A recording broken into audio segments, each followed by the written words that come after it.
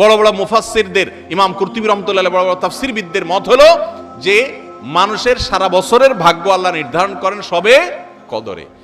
আমাদের প্রতিজ্ঞা করতে হবে, নিয়াত করতে হবে, এইবারের রমজানে আমি আল্লাহর কাছ থেকে আমার গুনাহগুলো মাফ করাইয়াই ছাড়বো।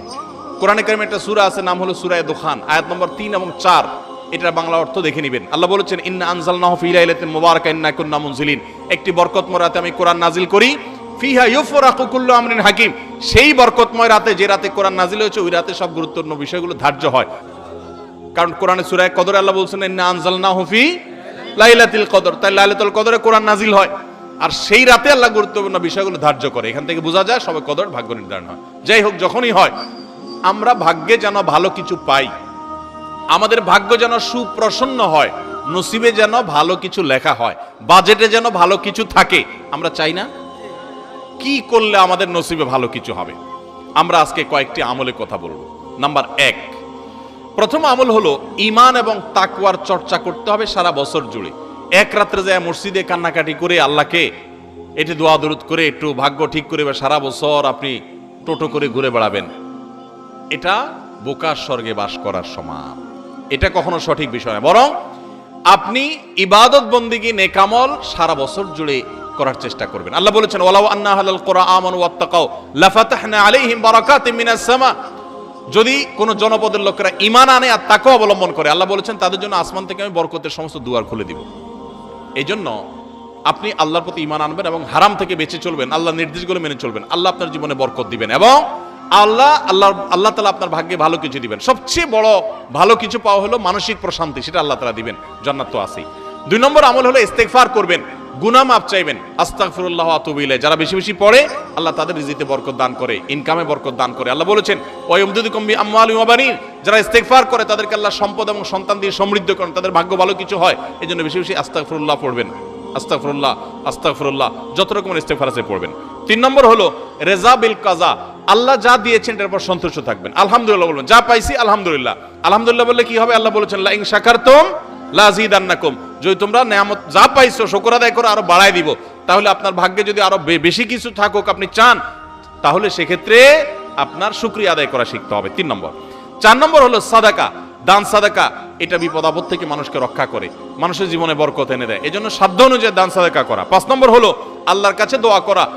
কোন ভাগ্য আল্লাহ পরিবর্তন করে দেন দোয়ার মাধ্যমে, লা ইয়ারুদ্দুত তাকদির ইল্লা দুআ, দোয়া এটা তাকদিরকে পর্যন্ত পরিবর্তন করে দেয়। কিছু কিছু তাকদির আছে পরিবর্তনশীল, এগুলো দোয়ার মাধ্যমে পরিবর্তন। এর জন্য দোয়া করতে থাকে, আল্লাহ আমার নসিবের জন্য ভালো কিছু থাকে, মন্দ কিছু থাকলেও তুমি সেটা দূর করে দাও, দোয়া করতে থাকা, তাহলে ভাগ্যে ভালো কিছু পাবেন।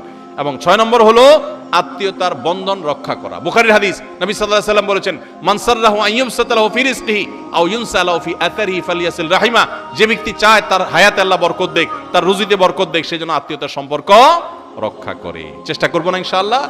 এই 6টা কাজ আবার আমি বলছি এক নজরে। 1, আল্লাহর প্রতি ঈমান আনা এবং তাকওয়া অবলম্বন করা, সারা বছর গুনাহ থেকে বেঁচে থাকা, 5 ওয়াক্ত নামাজ ইত্যাদি পড়া। 2, বেশি বেশি ইস্তেগফার পড়া। 3, আল্লাহ যা দিয়েছেন এটার পর আলহামদুলিল্লাহ বলা, তার নিয়ামত বাড়বে। 4, সাদাকা করা, সাধ্য অনুযায়ী দান করা। 5, আল্লাহর কাছে দোয়া করা, তাহলে আল্লাহ ভাগ্যে ভালো কিছু দিবেন। আর 6, আত্মীয়তার বন্ধন রক্ষা করা। এর পাশাপাশি চেষ্টা করবেন নামাজ শেষ, ফাইদা কুদিয়াতিস সালাহ ফান্তাশিরু ফিল আরদি ওয়াবতাগু মিন ফাদলিল্লাহ, আপনি ছড়ায় পড়বেন রুটি রুজি তালাশ করার জন্য, আল্লাহ তাআলা বরকত দিবেন। চেষ্টাও করবেন, দোয়াও করবেন, ইনশাআল্লাহ আল্লাহ তাআলা ভাগ্যে ভালো কিছু দিবেন, ভাগ্য সুপ্রসন্ন হবে, নসিব ভালো কিছু আসবে। চেষ্টা করবেন ইনশাআল্লাহ। আমাদের প্রতিজ্ঞা করতে হবে, নিয়াত করতে হবে, এইবারের রমজানে আমি আল্লাহর কাছ থেকে আমার গুনাহগুলো মাফ করাইয়াই ছাড়বো। প্রত্যেক দিন ভাইরা আমার, রমজানের প্রত্যেকটা দিন আল্লাহ তাআলা বহু মানুষকে সাধারণ ক্ষমা ঘোষণা করেন, যাই করছো বান্দা সব মাফ, সাধারণ ক্ষমা ঘোষণা করেন কিছু মানুষকে। সেই সৌভাগ্যবান মানুষগুলোর কাতারে আমি ঢোকার জন্য চেষ্টা করবই করব। আমি এবার রমজানে আমার গুনাহ মাফ করাইয়াই ছাড়বো, এই প্রতিজ্ঞা এখন থেকে করতে হবে ইনশাআল্লাহ। আমাদের দোয়া কোনটা আল্লাহর কাছে কবুল হয়েছে আর কোনটা কবুল হয়নি নিশ্চিত হওয়ার কোনো উপায় আছে কিনা? তো তারা বলেছেন যে যেই দোয়ার পর, যে কান্নাকাটির পর, যে প্রার্থনার পর, যে মুনাজাতের পর আপনার মানসিক প্রশান্তি অনুভব হয়, আপনার মনের মধ্যে এক ধরনের সুখ অনুভব হয়, তৃপ্তি অনুভব হয়, আপনার প্রশান্তির এক বাতাস বয়ে যায়, খুব ভালো লাগা কাজ করে, যে আমি দোয়া করেছি, আল্লাহর কাছে চোখের পানি ফেলেছি, কান্নাকাটি করেছি, ভালো করে মনোযোগী দোয়া করতে পেরেছি, এরকম যদি তৃপ্তি অনুভব হয় তাহলে সুধারণা করতে পারেন যে আল্লাহ আপনার দোয়াটা কবুল করেছে। অনেকেই আছি যে সোশ্যাল মিডিয়ার আসক্তিতে আমরা এরকম ভয়াবহ একটা পর্যায়ে, যে আমাদের ইবাদত বন্দেগীর ক্ষেত্রে সবচেয়ে বড় বাধা হলো আমাদের এই ফেসবুকের নেশা, টিকটকের নেশা, ইউটিউবের নেশা, মোবাইলের নেশা, গেমসের নেশা। অন্তত রমজান মাস উপলক্ষে আমরা আমাদের এই সমস্ত বিষয়গুলো থেকে যদি বেরিয়ে আসতে পারি, এটা হবে সবচেয়ে বড় কার্যকর পদক্ষেপ, সবচেয়ে বড় প্রস্তুতি, সবচেয়ে বাস্তবসম্মত প্রস্তুতি। যদি আপনার হিম্মত থাকে, শুনেন, নেকামল করার জন্য কিছু বুকের বল লাগে, মেরুদণ্ড লাগে, এগুলো সবাই পারে না। এগুলোর জন্য সৎ সাহস লাগে। ইমানদার যুবক, আমার জীবনটা শেষ হয়ে যাচ্ছে, হেয়ালিপনায়, হেলায় পেলায়, যা খুশি তা করে জীবনটা পার করে ফেলছি, এই মোবাইল স্ক্রিনের পিছনে আমার পুরো জীবনটা বরবাদ করে ফেলছি, আর কত? আলাম ইয়ানিল্লাযীনা আমানু আন তাখশা কুলুবুহুম লিযিকরিল্লাহ। আল্লাহ বলেছেন, আল্লাহর স্মরণে অন্তর বিগলিত হওয়ার মতো সময় কি ইমানদারদের এখনো আসেনি? যুবক ভাই আমার, সালহাতু সঙ্গে বুদি দিল খারাস, আজ মুদে এক জামানা খাকে বাস। বহু বছর তো পাথর হয়েছিলে, আসুন এই রমাদানটা একটু মাটি হয়ে দেখি। আমি বিবাহিতা নারী, আমি যখন ভাইয়ের বাসায় বেড়াতে যাই, তখন ভাইকে না জানিয়ে ভাইয়ের সংসার থেকে ভিক্ষা দান করলে, আমি সেখান থেকে কিছু আনলে গুনাহ হবে কিনা? ভাইয়ের বাসায় যদি আপনি বেড়াতে যান, তাহলে সেক্ষেত্রে আপনার ভাইয়ের বাসা থেকে ভিক্ষা দিতে হলে ভাইকে জিজ্ঞেস করতে হবে। সেখান থেকে আপনি কিছু নিয়ে আসতে চাচ্ছেন, তাদেরকে বলতে হবে। কারণ ইসলাম প্রত্যেকটা মানুষের অ্যাকাউন্ট, প্রত্যেকটা মানুষের হিসাবকে আলাদা আলাদা করে দেখে। ভাইয়েরটা ভাইয়ের, আপনারটা আপনার। আপনি যদি সেখান থেকে তাকে কিছু না বলে নিয়ে আসেন, তাহলে এটা গুনাহ হবে, হোক আপনার ভাই।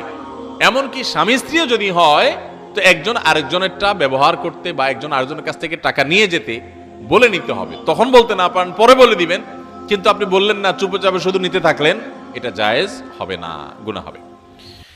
আমার বোনের বয়স 10 বছর। আমার বোনের স্বপ্ন একজন বড় আলেম হওয়ার, কিন্তু আমাদের আশেপাশে ভালো কোনো মাদ্রাসা নেই। ভাই হিসাবে আমি কি করতে পারি? মাশাআল্লাহ, কোনো মেয়ে তিনি আলেম হতে চাচ্ছেন, হাফেজা হতে চাচ্ছেন, এটা তো অনেক বড় সৌভাগ্যের বিষয়। আপনার আশেপাশে না থাকলে কোথায় ভালো, নিরাপদ এবং ভালো মানের মাদ্রাসা আছে, যেখানে কোনো ঝামেলা নেই, যেখানে তার নিরাপত্তা আছে, সেরকম কোনো জায়গা আপনি দূরে তাকে ভর্তি করাতে পারেন, যদি সেরকম সুযোগ থাকে। যদি না থাকে, তাহলে আপনি তাকে ইসলাম বাসায় বসে শেখার জন্য যে ব্যবস্থাগুলো আছে সেগুলো আপনি করে দেন। বিভিন্ন বই পুস্তক কিনে দেন, ডক্টর আব্দুল্লাহ জাহাঙ্গীর বইগুলো কিনে দেন, আশরাফ আলী থানভী রহমাতুল্লাহ বইগুলো কিনে দেন, ভালো ভালো বইগুলো কিনে দেন। এবং অনলাইনে অনেকগুলো কোর্স আছে, যদি অনলাইনের ফ্যাসিলিটি থাকে তাহলে সেই কোর্সগুলো তাকে কিনে দেন। এই সমস্ত কোর্সগুলো থেকে তিনি কোরআন সহি করবেন, আর কোরআনিক অ্যারাবিকটা শিখবেন, অ্যারাবিক ল্যাঙ্গুয়েজ শিখবেন, ইসলামিক স্টাডিজ শিখবেন, এগুলো তাদেরকে দিয়ে দেন। এবং পাশাপাশি বাহির থেকে শিখে এসে তাদেরকে শিখান। আমাদের পূর্বসূরীরা, পুরুষরা বাহির থেকে কিছু শিখে আসলে মহিলাদেরকে শিখাইতো, এখন আমাদের সেগুলো নাই। আপনি যেটা শিখছেন আপনি বাসায় মহিলাদেরকে শিখাবেন।